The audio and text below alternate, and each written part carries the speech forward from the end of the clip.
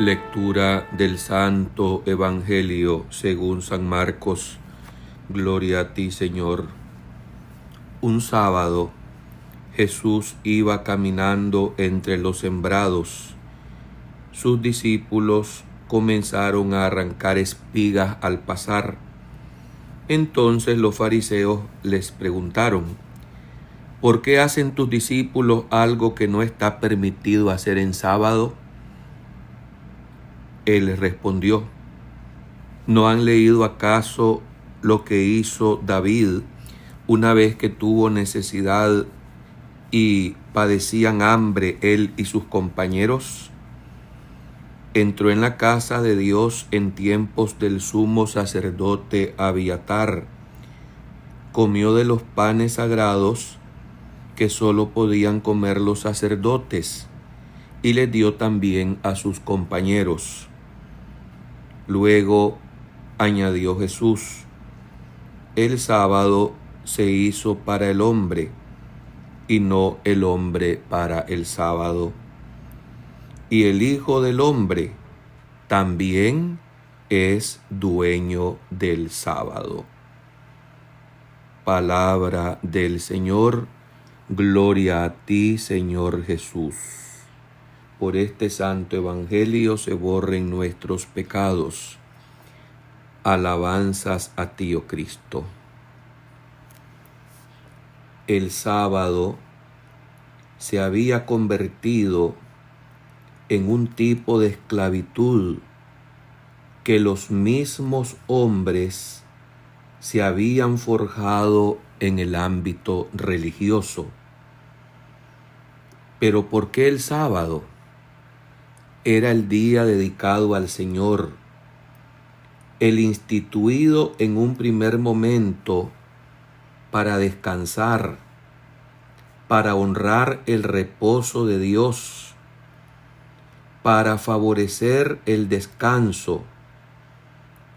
Pero a fuerza de legalismo se había venido convirtiendo en una obligación que esclavizaba, absurda, por lo tanto, erizada de prescripciones ridículas. El tiempo se vuelve momento favorable, espacio de salvación, cuando se le pone en su valor y ya no nos esclaviza y ya no nos oprime. ¿Qué es lo más importante en la existencia, en el paso por este mundo? Valorar con justicia las cosas materiales, anteponiendo siempre los bienes del cielo. Y esto es muy arriesgado a que lo malentendamos. No podemos olvidar, como lo he dicho tantas veces, que nuestra ciudadanía permanente es en el cielo, es para el cielo. Tenemos que aprovechar el tiempo y las cosas para usarlas en bien de nuestra propia salvación y no hacerlas ídolos y no hacernos completamente esclavos o dependientes de estas. La ley puede esclavizarnos si nosotros nos ajustamos a ella de una manera tan rigurosa y legalista y no religiosa.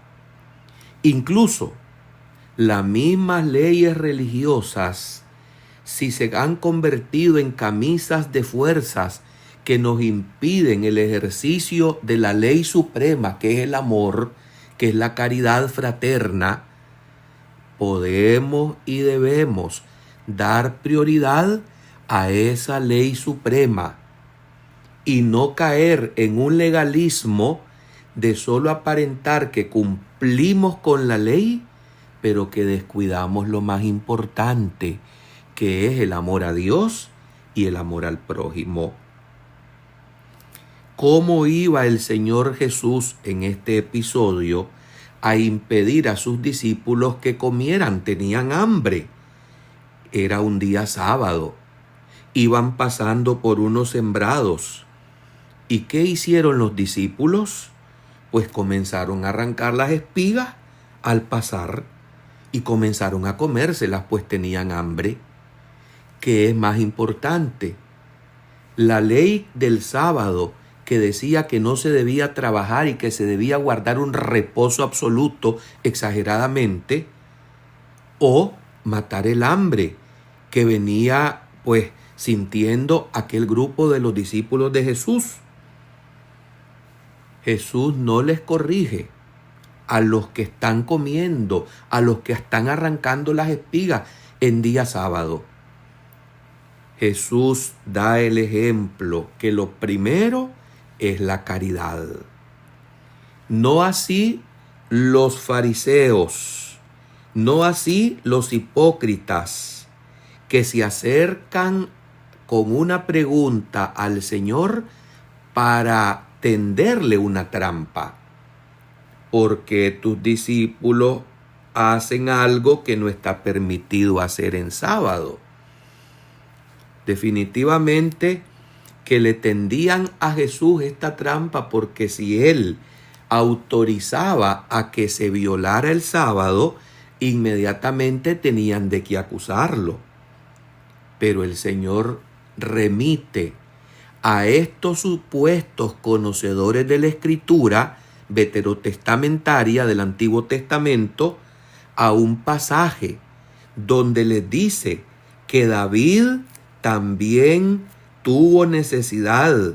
Él y sus hombres sintieron hambre y resulta que entraron a la casa de Dios y también comieron de los panes sagrados que solo podían comer los sacerdotes. Tenemos que poner las cosas en su lugar y no esclavizarnos en el cumplimiento de algunas normas que se han convertido en camisa de fuerza y de práctica hipócrita, en la que nos presentamos como los grandes cumplidores y acatadores de la ley, cuando lo que hacemos es faltar a la caridad, explotando a los demás, burlándonos de ellos, asaltándolos, abusándolos, manipulándolos. Porque podemos decir que no faltamos a misa el domingo, que para nosotros los cristianos es el día de reposo y el día del Señor, pero saliendo del templo de hacer el culto a Dios en el día especialmente dedicado a Él, despotricamos contra los hermanos, abusamos contra el prójimo y desatamos una serie de actitudes anticaridad que entonces de nada sirve. Podemos decir que yo esté cumpliendo con fidelidad esa presencia en la Santa Misa si lo que yo se supone llego a aprender allí no lo practico en la vida diaria. El sábado se hizo para el hombre y no el hombre para el sábado. Ahí está clarita la explicación de Jesús. Todas las criaturas han sido puestas al servicio del hombre y debemos usarlas según la regla del tanto éstas me acerquen a Dios. Pero si se recogen porque se tiene hambre, para Jesús no había problema. Y volviendo a la explicación del texto, expone el autorizado ejemplo de David, que entró en la casa de Dios y comió de los panes de la ofrenda reservado a los sacerdotes. Es en ese mismo espíritu de sentido común donde el gran doctor angélico Tomás de Aquino dirá que robar un pan por hambre no es robo. Recuerdo que durante una reunión en la que propuse este ejemplo de la superioridad de la necesidad sobre lo que es prohibido, una persona hizo una protesta violenta. Usted, un sacerdote, no tiene derecho a decir semejantes cosas. Sin embargo, somos fieles a la maravillosa libertad de Cristo.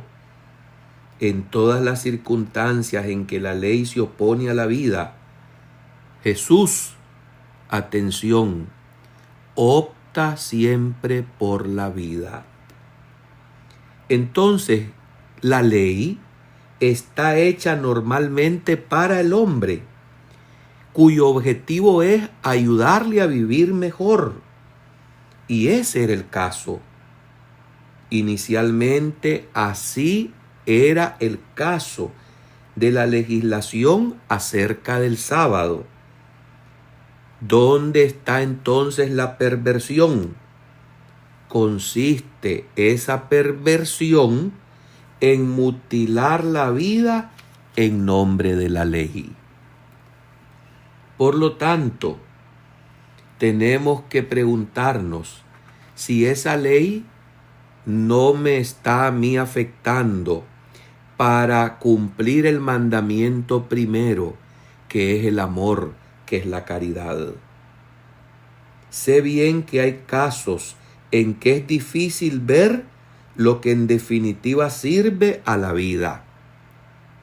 Tenemos que pedir el discernimiento, que es muy importante, al Espíritu Santo, pero también hay cosas que caen por su propio peso y que son de sentido común. Y es que aquí, donde se separan los espíritus aún encadenados, que regulan todas las cuestiones de conciencia y repiten obstinadamente los leguleyos. Es la ley, es la ley. Y los espíritus evangélicamente libres. Evitemos pues ese legalismo que nos impide cumplir con la caridad fraterna. Además, más miedo le tengo a esos canonistas que para todo te están citando el cumplimiento de las leyes, incluso canónicas, pero las saben aplicar con rigurosidad a sus prójimos, pero no las aplican para sí mismos. Porque entonces, ¿qué pasa?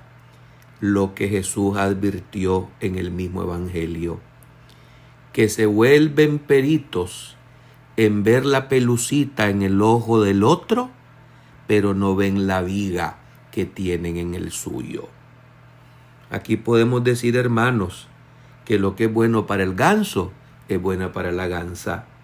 Sin embargo, quienes manejan esta elaboración de las leyes, quienes las estudian, quienes las conocen, las estiran y las encogen según su propia conveniencia. Pero a Dios nadie lo engaña. Esa actitud farisaica legalista es la misma que hoy también se está aplicando en muchos ambientes, incluso clericales. Porque quienes están condenando al hermano incurren de males todavía peores. Pero como son ellos los intérpretes de la ley, como son ellos los que la aplican, no se hacen a sí mismos los cumplidores, sino los que son expertos en legalismo, en estirar, para aplicar lo riguroso a los demás y lo ancho para sí mismos. El sábado se hizo para el hombre y no para el sábado. ¿Cuál es la ley suprema? Y con esto termina justamente el Código de Derecho Canónico, después de haber escrito no sé cuántos capítulos y parágrafos, etcétera. Termina diciendo que la ley suprema es la ley del amor. Amén.